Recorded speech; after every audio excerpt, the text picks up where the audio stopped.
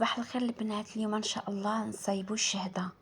مرحبا، انا اعطيكم المقادير وتبعوا الفيديو من الاول حتى الاخر. بسم الله.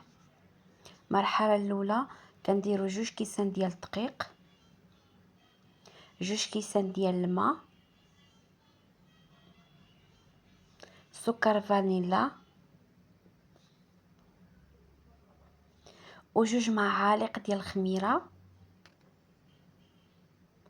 وكميه جيده من حليب بودره، ونصف كأس ديال السنيده، وشويه ديال الزهر ديال البرتقال، ونخلطوهم ونخليوهم يرتاحوا. المرحله الثانيه كأس ديال زيت المائده، والقبصه ديال الملح،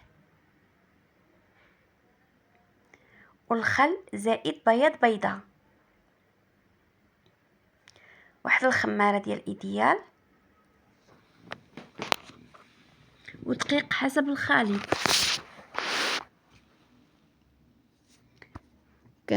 كتكون القوام خفيف على هذا الشكل هذا. كندهنوا المول ديالنا بالزبده، كنشكلوا كويرات وكنزيدوهم فيهم الشوكولات،